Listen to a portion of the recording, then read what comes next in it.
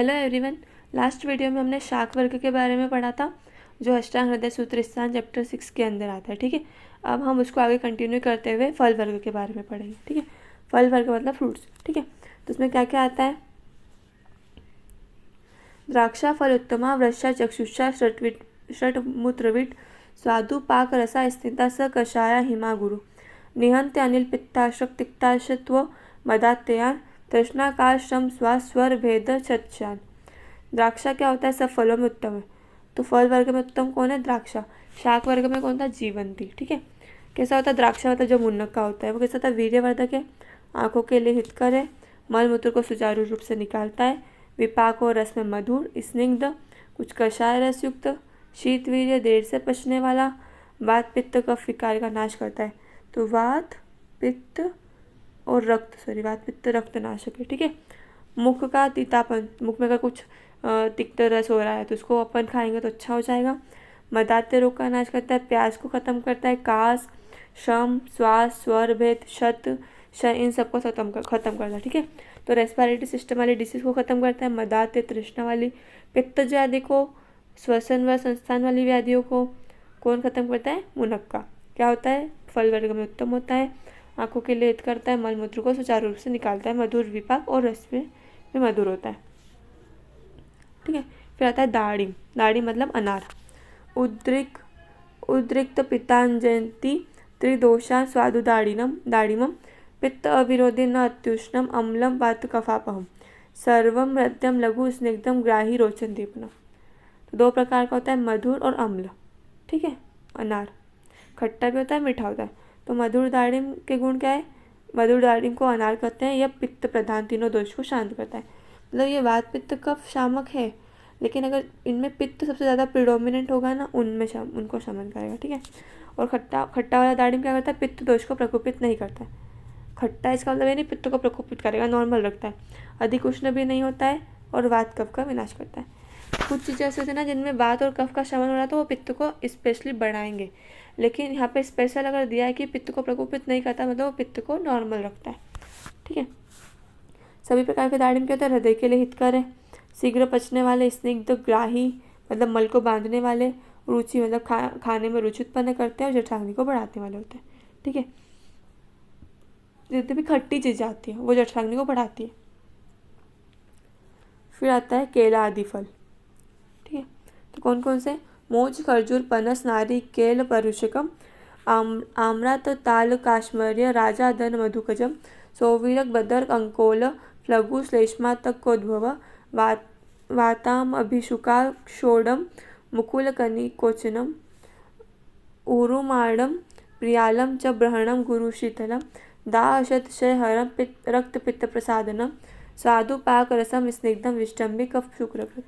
ठीक है, मोच मतलब केले का फल, खजूर, पनस, कटहल, नारियल, परूसक, आम्रतक, आमड़ा, तालफल, काश्मीरी, राजादन, महुआ, सोवीर, बेर, अंकोल, फ्लगु मतलब क्या होता है? अंजीर, श्लेष्मातक, बादाम, पिस्ता, अखरोट, मुकुल मतलब पिस्ता की जाती है, निकोचक, उरुमान, प्रियाल मतलब चिरौंजी। ये सब क्या होते हैं? इनके सबके गुण कैसे? ये सारे ड्राई फ्रूट्स वगैरह भी इसमें आते हैं। तो क्या होता है?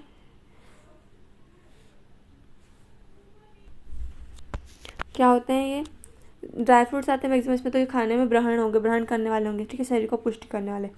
गुरु होते हैं, शीतवीर्य होते हैं, दाह, उरस, शहद अन्य स्थानों में लगे घाव का शमन करते हैं, रक्त पित्त को शुद्ध करते हैं। ठीक है, रक्त पित्त को शुद्ध करेंगे मतलब शमन करेंगे। विपाक में मधुर होते हैं, स्निग्ध, मल का अवरोध करते हैं, क्योंकि डाइजेशन में गुरु होते हैं तो कॉन्स्टिपेशन कर सकते हैं। कफ और शुक्र को बढ़ाते हैं। ठीक है, फिर है ताल आदि फल। फलम तो पित्तलम तालम सरम काश्मरेजम हिमम शक्रन मूत्र विबंधग्नम केश्यम मेध्यम रसायनम वाताम आद्यम उष्णम वीर्यम तो कफ पित्तकरम सरम परम वातहरम स्निग्धम अनुष्णम तो प्रियालजम प्रियाल मज्जा मधुरो वृश्यप कफ पित्त अनिलापह कोल मज्जा गुणेश तद्वत रट छर्दी काशिजित। ताड़ का फल पित्त कारक है और सर होता है। ठीक है, पित्त को बढ़ाने वाला, और सर मतलब क्या होता है? इसको मल को निकालने वाला। गंभारी का फल शीतवीर्य, मल मूत्र के रिकावट को दूर करने वाला। बाल और मेधा के लिए अच्छा होता है, रसायन गुण होता है। बादाम आदि कैसे होते हैं? उष्णवीर्य, कफ कारक, पित्त कारक। ठीक है, तो कफ और पित्त को बढ़ाते हैं बादाम आदि और वात का शमन करते हैं। स्निग्ध होते हैं प्रियाल, चिरौंजी उष्णवीर्य नहीं होती, बाकी सब उष्णवीर्य होते हैं। प्रियाल क्या होता है? चिरौंजी की गुरु गिरी कैसी होती है? मधुर, वीर्य, पित्त और वात विकार का नाश करने वाली होती है। बेर की मज्जा, जो हम बेर खाते हैं उसके अंदर एक मज्जा निकलती है, वो क्या होती है? कैसी होती है? प्रियाल के समान होती है, मतलब चिरौंजी के समान, किंतु ये तृष्णा और काश का विनाश करती है। चिरौंजी वाले तो सारे गुण है, लेकिन साथ में तृष्णा और काश को भी नष्ट करती है। ठीक है, अब बिल्व, बिल्व मतलब जो बेलपत्र होता है ना, उसके बारे में। ठीक है, तो बिल्व का पका हुआ फल क्या करता है? पक्वम सुदुर्जरम बिल्वम दोशलम पित्तमारुतम दीपनम कफातग्नम बालम ग्राह्यम ग्राही उभयम च तत्। पका हुआ बेल का फल बड़ी कठिनता से पचता है। ठीक है, पाचन में बुरू होता है, दोष को बढ़ाता है, इसका सेवन करने से अपान वायु दुर्गंध युक्त निकलती है। ठीक है, और कच्चा वाला कैसा होता है? अग्नि को प्रदीप्त करता है, वात और कफ का नाश करता है और ग्राही होता है, और दोनों प्रकार के ग्राही होते हैं। तो पके वाले बिल का यूज़ नहीं करना है। ठीक है, जो कच्चा वाला होता है उसका यूज़ करते हैं, वो कफ वात का नष्ट करता है और अग्नि को बढ़ाता है। केत का कच्चा फल, केत मतलब कपित्त, कपित्तम आमम कंठग्नम दोशलम दोषघातितु पक्वम हिदमा वमतु जीतम सर्वम ग्राही विशापहम। ठीक है, ये कैसा होता है? कपित्त। ठीक है, केत कंठ के लिए अच्छा होता है, कंठ को हानि पहुंचाता है। ठीक है, ज़्यादा जिसको जो लोग सिंगिंग वगैरह करते हैं उनको नहीं लेना चाहिए ये। दोष कारक है, केत का पका हुआ फल दोष शामक है, कच्चा वाला फल दोष कारक है। ठीक है, पक्का वाला दोष शामक है, हिचकी और वमन का शमन करता है। दोनों प्रकार के केत ग्राही होते हैं, दोनों प्रकार के बिल और दोनों प्रकार के केत ग्राही होते हैं, मतलब मल को बांधने वाले होते हैं और विष विकार को नष्ट करते हैं। कच्चा वाला कपित्त अच्छा नहीं होता और पक्का वाला बिल्व अच्छा नहीं होता। ठीक है, उसके बाद है जामुन का फल, जाम्बवम गुरु विष्टम्बी शीतम ब्रशवातलम संग्राही मूत्र शक्र तोर कंठ्यम कपित्तजम। गुरु होता है विष्टम्बी, शीतवीर्य, वात विकार को अत्यंत बढ़ाने वाला होता है। ठीक है, वात को बढ़ाता है, मल मूत्र को रोकने वाला, स्वर यंत्र के लिए अहितकर होता है, कफ पित्त को जीतने वाला, तो वात को बढ़ाएगा और कफ पित्त का शमन करेगा, स्वर यंत्र के लिए लेंस के लिए अच्छा नहीं है और वात विकारों को भी बढ़ाता है। कौन? जामुन। फिर है आम, तो आम कैसा होता है? वात पित्ताश्र कृत बालम वृद्धास्ति कफ पित्तकृत गुरु आम्रम वातजित पक्वम स्वादु अम्लम कफ शुक्रकृत। ठीक है, इसमें भी कच्चे और पक्के के बारे में, जिसमें अभी गुठली नहीं पड़ी हो, मतलब जो बाल है छोटा है, वो क्या होता है? वात का पित्त कारक होता है और रक्त की धातु को भी दूषित करता है। वात पित्त और रक्त को दूषित करता है कौन? जिसमें गुठली नहीं है वो, और गुठली बढ़ जाने पर अर्थात कुछ बढ़ा हुआ कफ कारक और पित्त कारक होता है।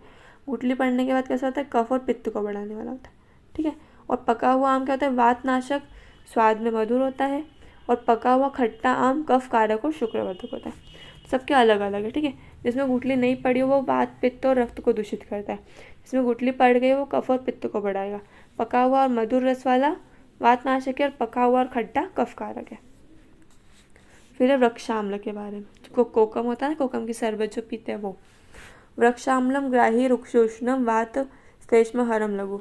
वृक्षाम्ल क्या होता है? ग्राही, रुक्ष, उष्णवीर्य और वात कफ का नाश करने वाला, और पाचन में लघु होता है। ठीक है, क्योंकि वात और कफ का नाश करता है, रुक्ष होता है, लघु होता है। ठीक है, और ग्राही मतलब मल को बांधने वाला होता है।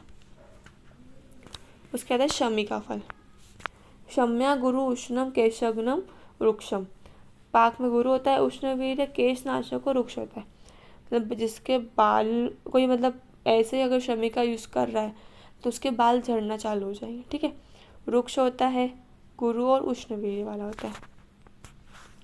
पीलू, पीलू तो पित्तलम कफवातहरम भेदी प्लीहा अर्शकृमि गुलमरुद सतिक्तम साधु यत पीलू न अत्युष्णम तत्रिदोषजित। तो पीलू क्या होता है? पित्त कारक होता है। ठीक है, पित्त को बढ़ाने वाला और कफ और वात का नाश करने वाला होता है। मल भेदक है। ठीक है, मतलब इससे ना मोशन क्लियर हो जाते हैं। प्लीहा रोग, अर्श रोग, कृमि, गुल्म, इन सब का नाश करने वाला होता है। तिक्त मधुर रस है, अधिक उष्ण नहीं होता है और तीनों दोष का नाश भी होता है। ठीक है, तो पित्त को एक तरह से पित्त को बढ़ा रहा है, लेकिन जब इसको हम अच्छे से यूज़ करेंगे तो तीनों दोष का शमन करेगा। ठीक है, उसके बाद मातुलुंग, ये नींबू का एक भेद है। त्वतिक्तकटुका स्निग्धा मातु लुंगस्य वातजित् ब्रहणं मधुरं मांसं वातपित्तहरं गुरु लघु तत्केसर काश्वास हिद्मा मदात्ययन आश्च शोष अनिल श्लेष्म विबंध छर्दि रोचकान गुल्म उदर अर्श शूलानी मंदाग्नित्वम च नाशित। तिक्तकटु होता है स्निग्ध और वातनाशक। इनका मांस ब्रहण मतलब मांस मतलब गुदा, ठीक है। ब्रहण मधुर, वात पित्त नाशक और गुरु होता है, ठीक है। मधुर रस होता है, वात पित्त का शमन करने वाला होता है, गुरु होता है। बिजोरा नींबू का केसर लघु कास श्वास हिचकी मदात्य मुख शोष वात कफ विकार विबंध वमन अरुचि गुल्म उदर रोग अर्श रोग शूल और मंदाग्नि का नाश करता है, ठीक है। खट्टी चीजें अग्नि को नाश कर अग्नि को बढ़ाएगी, मंदाग्नि का नाश करेगी, ठीक है। उदर में जितनी भी डिसीज हो रही है ना, अग्निमांद अरुचक गुल्म वमन उदर रोग अर्श रोग प्यास इन सब का शमन करती है। कास श्वास हिचकी इन सब का भी शमन करती है। वात कफ शामक होती है, ठीक है। उसके बाद है भल्लातक, भिलावा के बारे में, बहुत ज़्यादा उष्ण तीक्ष्ण होता है, ठीक है। एक टाइप का विष है, ठीक है। भल्लातक से त्वक मांस मतलब उपविष वर्ग में आता है, ठीक है। दो प्रकार के पॉइजन होते हैं, विष और उपविष, तो उसके अंदर भल्लातक आता है।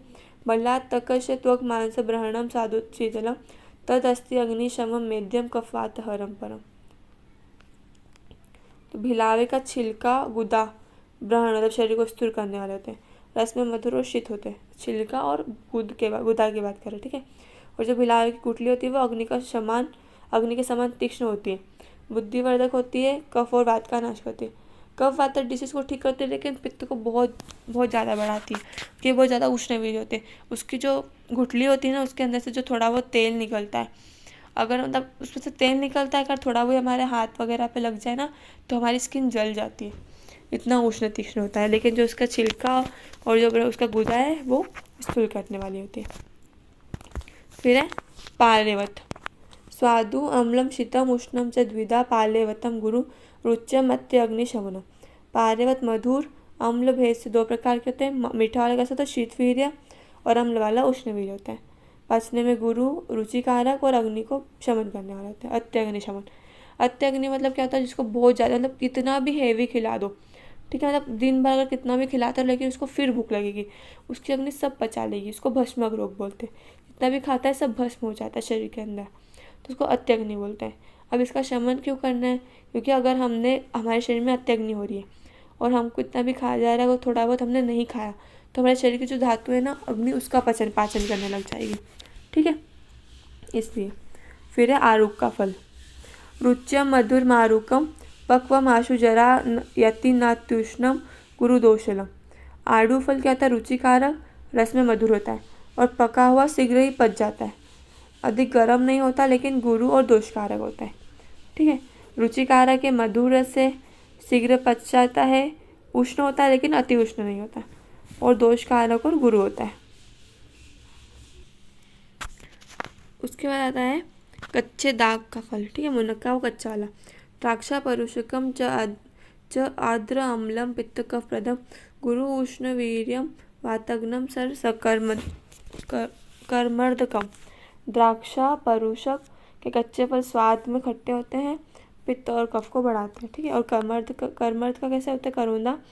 कच्चे फल पाचन में गुरु उष्ण वीर्य और वातनाशक सर होता है, ठीक, खट्टे होते हैं। फिर है कोल करकुंदु, ये बेर के प्रकार अलग अलग।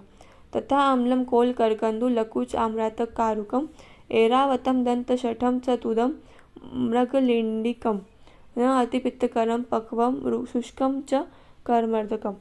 कोल करकंदु लकुच आम्रातक एरावत दंटक तूद मृगलिंडिक, ये सब कैसे होते हैं, कच्ची दाग के समान गुण वाले होते हैं।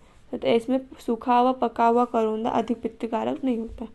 जो हमने कच्चे वाले दाग के गुण देखे थे ना, वैसे ही इन सब के हुए होते हैं, ठीक है। अब इमली और बेर कैसे होते हैं, दीपनम वेदनम शुष्कम अम्लिका काकोल्य फलम तृष्णाश्रम क्रमच्छेदी लघुच्छिष्टम कफवातयो। ये अग्नि को प्रदीप्त करने वाले मल भेदक हैं। दोनों प्यास, शारीरिक और मानसिक थकावट को दूर करते हैं, कफवात विकार में लाभदायक है और पाचन में लघु होते हैं, ठीक है। तो इमली और बेर के सूखे फल कैसे होते हैं, कफवात शामक होते हैं, शारीरिक मानसिक थकावट और प्यास को दूर करते हैं और पाचन में लघु होते हैं। फिर है बड़हल, बड़हर क्या होता है? फलानाम अवरम पत्रम तत्र लकुचम सर्वदोषकृत। फलों में बड़हर का फल अधम होता है तथा यह वात आदि सभी दोषों को बाढ़ने वाला होता है। ठीक है, तो फलों में श्रेष्ठ कौन सा होता है? मुनक्का। ठीक है, द्राक्षा। और अधम कौन होता है? बड़हर। इसके आता है त्याज्य धान्य शाक और फल। हिमानल उष्ण दुर्वातक व्याल लालादि दूषितम जंतु जुष्ट जले मग्नम अभूमि जन्मा जमनार्तवम अन्य धान्य युतम हीन वीर्य जीर्णता अति च धान्यम त्यजेत तथा शाकम वृक्ष सिद्धम अकोमलम असंजात रसम तद्वत् शुष्कम न अत्र मूलकात् प्रायण फलम अप्यवम तथा आमम बिल्ववर्जितम इति फल वर्ग। ठीक है, तो क्या क्या है? फल कैसे होते हैं? त्याज, मतलब किन किन का हमको सेवन नहीं करना चाहिए। हिम गिरने से, ओले पड़ने से, कड़ी धूप गिरने से या आँख से झुलस जाने से, दूषित वायु के स्पर्श से, सांप आदि जहरीले प्राणियों की लार लगने से, कीड़े पड़ने से, जल में डूबने से या फिर विपरीत गुण वाली भूमि में उत्पन्न होने से, विपरीत ऋतु में उत्पन्न होने से, विपरीत गुण वाले धान्य के साथ मिला देने से, शक्तिहीन हो जाने से, अधिक पुराने हो जाने से, धान्य अपने गुणों से रहित हो जाते। ठीक है, मतलब जो नॉर्मल कंडीशन है उसके अलावा कुछ भी अगर एबनॉर्मल होगा तो वो गुणों से रहित हो जाएंगे। ऐसे धान्यों का सेवन न करें। इसी प्रकार शाक के भी त्याज होते हैं तथा शाक, घी, तेल इसमें के बिना छोके हुए भी बनाए गए हो जो कोमल न हो वे अखाद्य होते हैं। ठीक है, कि अगर हम उसको अच्छे से पका नहीं रहे या फिर अच्छी जो क्वालिटी वाली भूमि है वो सब चीज़ें अगर नहीं हो रही है तो वो क्या खाने योग्य नहीं होते। जिन शाकों में स्वाभाविक रस गुण आदि की उत्पत्ति न हुई हो तो जो शाक सूख गए हो वे खाने योग्य नहीं होते।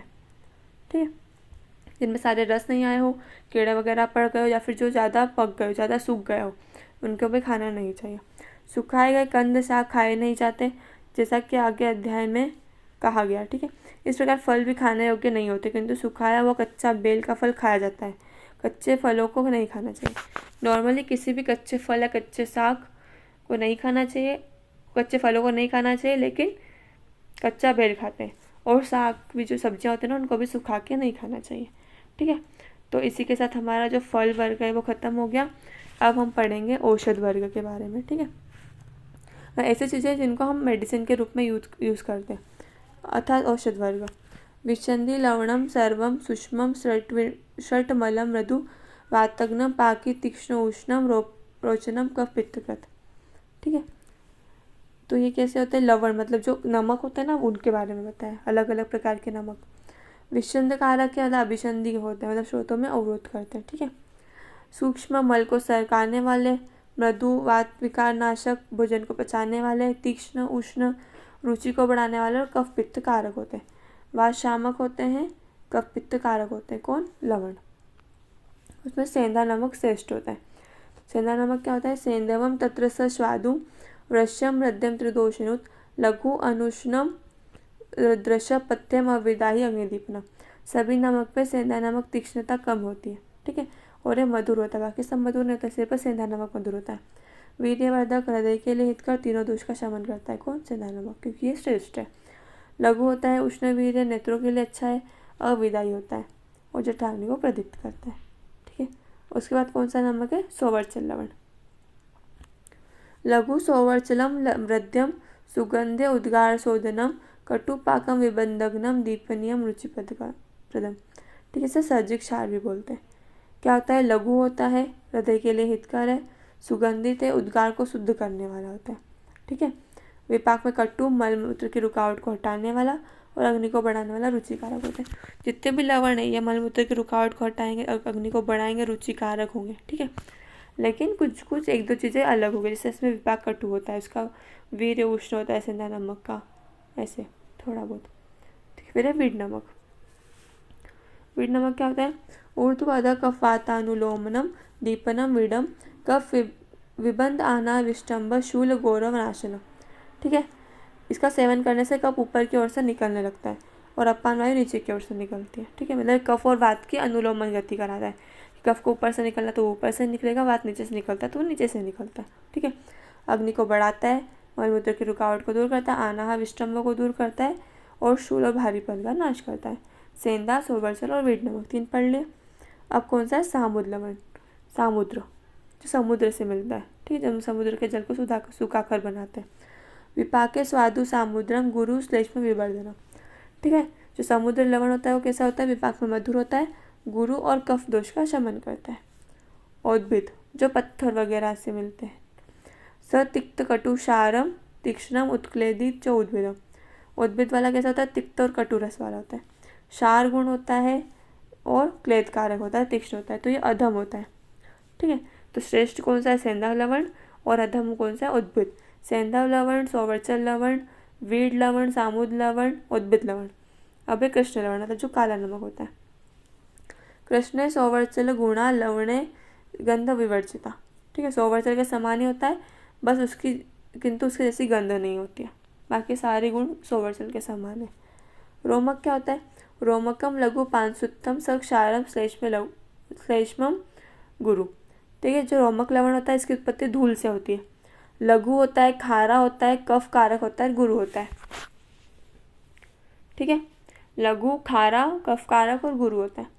इसका सामान्य अगर नॉर्मली देखें कि लवण की क्या क्वालिटी है, लवणा न प्रयोगे तु सेंधवादि प्रयोजित, ठीक है, यहाँ केवल इस प्रकार का शास्त्र निर्देश हो कि इस योग में लवण का प्रयोग करें, यहाँ निश्चित होकर सेंधा लवण का प्रयोग करना है। जहाँ पे कुछ भी नहीं बताया, यहाँ पे बताया कि इसमें लवण का यूज़ करना है, तो वहाँ पे हम सेंधा लवण का यूज़ करेंगे, ठीक है।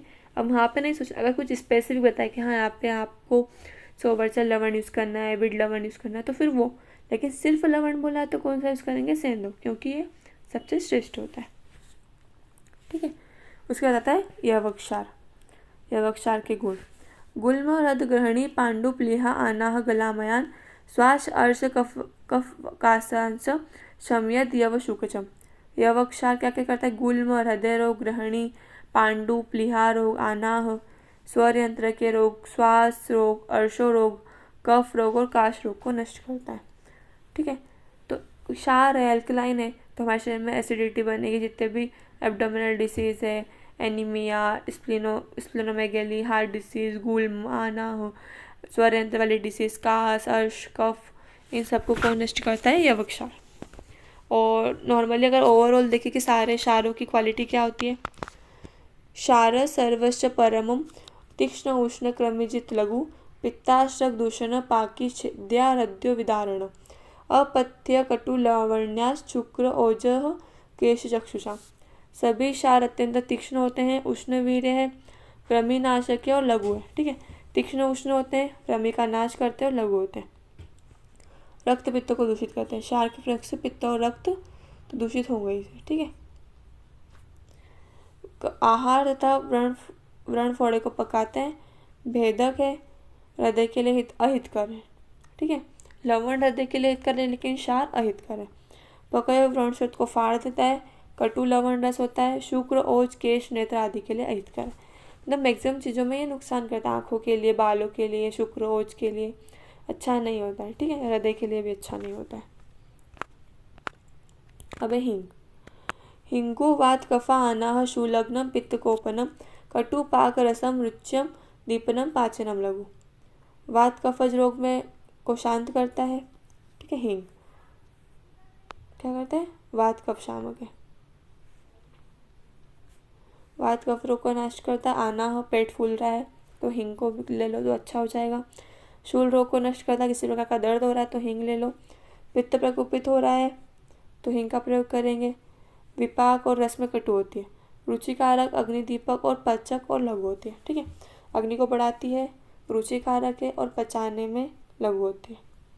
जैसे हम लोग नॉर्मली खाने में हिंग डालते हैं, क्योंकि क्या होता है, वो अग्नि को बढ़ाने वाली होती है, रुचिकारक होती है, पाचन करने वाली होती है।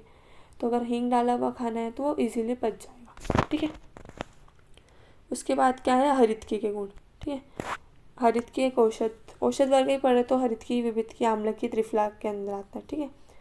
तो हरितकी क्या होती है? कषाय, मधुरा, पाके, रुक्षा, विलवणा, लघु, दीपनी, पाचनी, मेध्या, वय, स्थापनी, परम, उष्ण, वीर्या, सरा, आयुषा, बुद्धि, इंद्रिय, बल प्रदा, कुष्ठ, वेवर्ण, वैश्वर्य, पुराण, विषम, ज्वरान, शिरो, अक्षि, पांडु, हृद रोग, कामला, ग्रहणी, मदान। सशोष शोफतिसार मेद मोह वमीकृम्यान् श्वास कास प्रशेक अर्ष प्लीहा अनाह करोदरम विबंध श्रोतसाम गुल्मम उरु स्तंभम अरोचकम हरितकी जयद व्याधि ताश्च कफातजान। हरितकी की बहुत सारी क्वालिटीज होती है। क्या क्या है?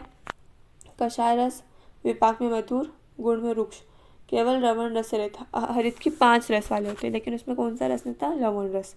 मधुर, अम्ल, तिक्त, कटु, कषाय सब होते हैं, लवण नहीं होता। ठीक है। लघु होती है, अग्नि को बढ़ाने वाली है, भोजन को पचाती है, बुद्धि को बढ़ाती है, आयु को बढ़ाती है। ठीक है। आयु को बढ़ाने वाले में सबसे श्रेष्ठ है। वह स्थापनी परम कौन है? हरित की। उष्ण वीर्य सर आयु के लिए हितकर, बुद्धि और ज्ञानेंद्रिय को बढ़ाती है। ठीक है।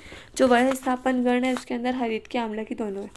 ठीक है। डिसीज कौन कौन से डिसीज को खत्म करती? कुष्ठ, विवर्णता, स्वर भेद, ज्वर, जीर्ण ज्वर, विषम ज्वर, शिरो रोग, नेत्र रोग, पांडु, हृदय रोग, कामला, ग्रहणी, शोष, सूजन, अतिसार, मेदो रोग, मोह, वमन, कृमि, श्वास, कास, प्रसेक, अर्श, प्लीहा, आना, गर, विष, उदर, श्रोतों का रुकावट, गुल्म रोग, गुरु स्तंभ, अरोचक और जितने भी कफ वात शामक डिसीज है, सॉरी कफ वात को बढ़ाने वाली डिसीज है उनके लिए अच्छी, मतलब उनको शमन करते हैं। आपको जितने भी डिसीज का नाम याद हो ना, आप सब लिख दो हरितकी में। ठीक है। उसके बाद है आम्लकी के गुण। तद आम्लकम शीतम अम्लम पित्त कफापम। आम्ल के गुण में हरितकी के समान है, सारे डिसीज को शमन करती सब, परंतु आंवला शीतवीर्य है और रस में अम्ल होता है। ठीक है। पित्त और कफ का विनाश, पित्त कफ शामक है। ठीक है। स्पेसिफिक रस कौन सा? इसका अम्ल, उसका कौन सा था? कषाय। ठीक है। शीतवीर्य है, ये भी 5 रस होती है, उसमें लवण नहीं होता है, बाकी सब हरितकी के समान। विभित की कटु पाके हिमम केशम अक्षमिश्च अक्षम इसच तदगुण। यह भी हरितकी के समान गुण वाली होती है। यह विपाक में कटु और केश के लिए हितकर होती है, बालों के लिए अच्छी होती है। फिर भी हरितकी और आंवला के से कुछ कम गुण वाली होती है। मैक्सिमम गुण समान होता है, लेकिन थोड़ा सा कम होगी ऐसा। ठीक है। अब आता है त्रिफला, जिसके अंदर ये तीनों चीज़ आती है। इदम रसायनम अवराम त्रिफला अक्षम आपहम रोपणी त्वगद क्लेद्यम मेदो मेह कफाश। उक्त तीनों फल का विधि पूर्वक मिश्रण किया जाए तो त्रिफला है। हरितकी, आम्लकी और विभित की तीनों मिलकर क्या बनता है? त्रिफला। ठीक है। उत्तम कोटि का रसायन है, रसायन कर्म में सबसे श्रेष्ठ होता है। नेत्र विकार में नाशक है। व्रण रोपण त्वचा के लिए, त्वचा में होने वाली शरण, मेदो दोष, प्रमेह, कफज रोग और रक्त दोष का नाश करता है। त्रिफला ना सबसे अच्छी होती है, बालों के लिए, आंखों के लिए रसायन का काम करती है। मेद विकार, प्रमेह, डायबिटीज़ के लिए, कफज विकार, रक्त रोग, सबको कौन ठीक करता है? त्रिफला। फिर ऐसे कुछ अलग अलग ग्रुप्स हैं। त्रिजात स केशरम चतुर्जातम त्वकपत्र एलम त्रिजातकम पित्त प्रकोपित तीक्ष्ण उष्ण वृक्षम रोचन दीपनम। दालचीनी, तेजपत्ता और बड़ी इलायची। ठीक है। दालचीनी, त्वक, तेजपत्ता, पत्र और इलायची एला। त्वक पत्र एला में क्या आता है? त्रिजात। ठीक है। और चतुर्जात में त्वक पत्र एला और नागकेशर मिल जाएंगे तो चतुर्जात होता है। इनके गुण क्या होते हैं? पित्तवर्धक है, उष्ण, तीक्ष्ण, रुक्ष और अग्नि को बढ़ाने वाले होते हैं। फिर हम मरीच, काली मिर्च के बारे में। तो काली मिर्च कैसे होती है? रसे पाके च कटुकम कफग्नम मरीचम लघु। रस और विपाक में कटु होती है। ठीक है। कटु मतलब पता ही है, तीखी होती है, ये कफ नाशक होती है और लघु होती है। उसके बाद है पिपली। श्लेष्मला स्वादु शीता आर्द्रा गुरुवी स्निग्धा च पिपली सा शुष्का विपरीता अतः स्निग्धा वृष्या रसे कटु स्वादु पाक अनिल श्लेष्म स्वास्थ्य कासा पहम सरा। ठीक है। न ताम्यत्युपयुंजति रसायनम विधि विना। पिपली कैसी होती है? हरी पिपली कफ कारक होती है। ठीक है। हरी मतलब जो गीली वाली होती है। मधुर रस होती है, शीतवीर्य होती है और देर से पकने वाली, कुछ स्निग्ध। लेकिन हम ज़्यादातर सूखी वाली पिपली का यूज़ करते हैं। तो इसके विपरीत है, कफ का शमन करने वाली होती है, जल्दी पच जाती है, स्निग्ध नहीं होती है। मतलब स्निग्ध तो होती है, कफ का शमन करने वाली तो जल्दी पच जाती है। वीर्यवर्धक, इसका रस मधुर था तो इसका रस कटु हो जाता है। विपाक में मधुर हो जाती है। वात नाशक, कफ नाशक, पिपली वात कफ नाशक होती है। ठीक है। श्वास कास नाशक, मल को भेदन करने वाली। और पिपली का यूज हम रसायन के लिए करते हैं। पिपली, क्षार और लवण, इन तीनों चीज़ों का लगातार सेवन नहीं करना चाहिए ज़्यादा समय तक, नहीं तो ये बहुत सारी डिसीज करता है। कौन कौन सा? पिपली, क्षार और लवण का। ठीक है, आप लोग विमान स्थान में पढ़ोगे चाणक्य के। उसके बाद है नागर, सोट के। नागरम दीपनम वृश्य ग्राही रद्यम विबंधनुत रुच्यम लघु स्वादु पाकम स्निग्ध उष्णम कफवातजित। जठराग्नि को बढ़ाता है, सोठ सुंठी जो होते हैं ना वो। वीर्यवर्धक है, मल को बांधता है, हृदय के लिए हितकर है, श्रोतों को शुद्ध करता है। रुचिवर्धक, लघु, मधुर विपाक, स्निग्ध उष्ण और कफवात शामक होता है। ये ना अदरक को सूखा हुआ जो होता है उसको शुंठी बोलते हैं, गीला वाला अदरक। ठीक है, अदरक क्या होता है? तद्वद आद्रम एतच्च तरयम त्रिकटुकम जैत स्थौल्य अग्नि सदनम सदन श्वास काश श्रीपद पिनसान। सोठ के सामान्य गुण होते हैं। और सोठ, मरीच और पीपल, जो हमने ऊपर पढ़ा ना, मरीच, पिपली और सोठ, ये तीनों मिलकर त्रिकटु बनाते हैं। त्रिकटु के पर्याय क्या? कटुत्र या त्रयूषण। उषण मतलब जो कटु रस होता है। ठीक है, तो त्रिकटु क्या क्या होता है? सोठ, मरीच और पिपली। त्रिकटु के पर्याय कटुत्र, त्रयूषण और त्रिकटु। स्थूलता, मंदाग्नि, श्वास, काश, श्रीपद और पीनस रोगों का नष्ट करता है। फिर है चव्य और पिपली। ठीक है, चव्य और पिपला मूल। पिपली तो पढ़ लिया हमने। चविका पिपली मूलम मरीच अल्पांतर गुण। चव्य और पिपली मूल के गुण मरीच के गुण के समान होते हैं लेकिन थोड़े कम होते हैं। चित्रक, चित्रको अग्निशम पाके शोफ अर्श क्रमिक उष्टा। चित्रक जड़ के छाल पाक में अग्नि के समान होती है। शोफ अर्श कृमियों और कुष्ठ रोग का नष्ट करती है। तो अब आता है पंचकोल के बारे में। पंचकोल हमने पढ़ा। पंचकोलम एतच्च मरीचन विना स्मृतम गुल्म प्लीहा उदराना शूलम दीपनी परा। पंचकोल के अंदर क्या आता है? पिपली, पिपलामूल, चव्य, चित्रक और शुंठी। ठीक है, पिपली, पिपलामूल, चव्य, चित्रक और शुंठी, ये क्या है? पंचकोल। ठीक है, और अगर हम इसमें मिला देंगे मरीच तो वो क्या होता है? षडूषण। ठीक है, तो ये कैसे होते हैं? पीपल, सोठ, चव्य, पिपलामूल और चितामूल। ठीक है, गुल्म, प्लीहा रोग, उदर, आनाह और शूल का नष्ट करते हैं। और अग्नि दीपक करने वालों में श्रेष्ठ कौन है? पंचमूल। अब है बृहद पंचमूल। बृहद पंचमूल में क्या आता है? बिल्व, काश्मर्य, तरकारी, पाटला, टिंटुकेर, महत, जैत, कषाय, तिक्तोष्णम, पंचमूलम, कफान्व। बिल्व, गंभारी, अरणी, पाडल और सोनापाटा, ये सब क्या होते हैं? बृहद पंचमूल में आते हैं। कषाय, तिक्त, उष्ण वीर्य होते हैं और कफवात का नाश करते हैं। ये सब चीज़ें याद करने वाली है। त्रिकटु, त्रिफला, त्रिजात, चतुर्जात, पंचमूल, षडूषण, बृहद पंचमूल, लघु पंचमूल। ठीक है, आप इन सबको याद कर लेना। ठीक है, लघु पंचमूल में क्या था? ह्रस्वम बृहद अंशुमति द्वय गोक्षुर के स्मृतम स्वादु पाकरसम न अतिशीत उष्ण सर्व दोषजित। वनभंटा, कंटकारी, शालपर्णी, प्रश्नपर्णी और गोक्षुर, ये क्या है? लघु पंचमूल। ठीक है, एक होते क्या होते? विपाक में, विपाक और रस में मधुर होते हैं, समशीतोष्ण और सभी दोष का शमन करने होते हैं। फिर आता है मध्यम पंचमूल।